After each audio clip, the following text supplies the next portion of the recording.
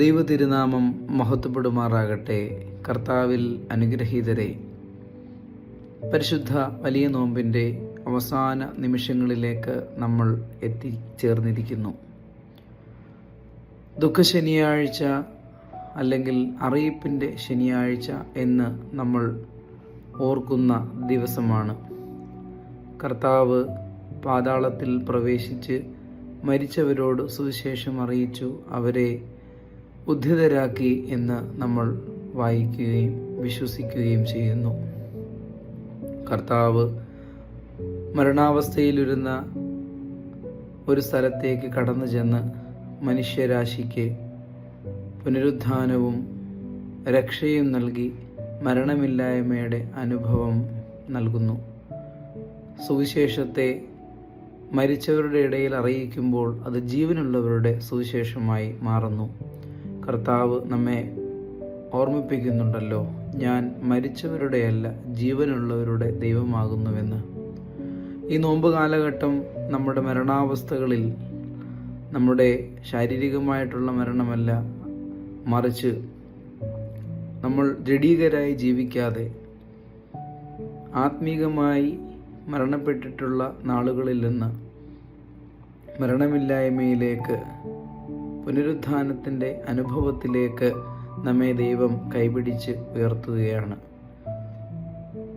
ഈ നോമ്പ് കാലഘട്ടത്തിൽ ഒന്നാം ദിവസം മുതൽ ഇന്ന് വരെ നമ്മൾ ജീവിതത്തിലേക്കൊന്ന് തിരിഞ്ഞു നോക്കുമ്പോൾ എത്രത്തോളം മാറ്റം നമുക്ക് വന്നിട്ടുണ്ട്.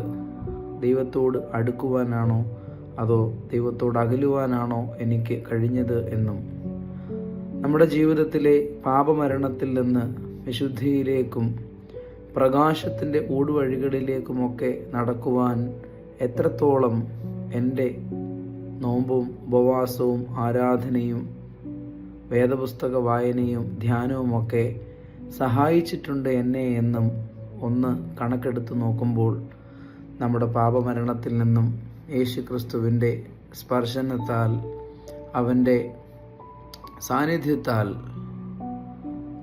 നമ്മെ കൈപിടിച്ചുയർത്തുവാൻ ദൈവം നോക്കിപ്പാർക്കുന്ന ഒരു അനുഭവം, അങ്ങനെയായി തീരുവാൻ തക്കവണ്ണം നമുക്ക് സാധ്യമാകട്ടെ.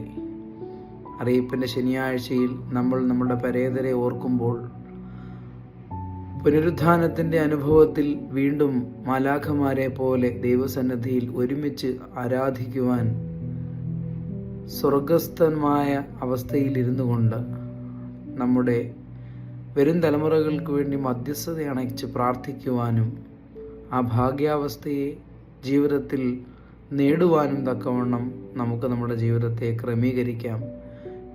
ഇന്നത്തെ ദുഃഖശനിയാഴ്ചയുടെ, അറിയിപ്പിൻ്റെ ശനിയാഴ്ചയുടെ പ്രാർത്ഥനകളും വേദവായനകളുമൊക്കെ അപ്രകാരം നമ്മെ ഒരുക്കുന്നതാണ്.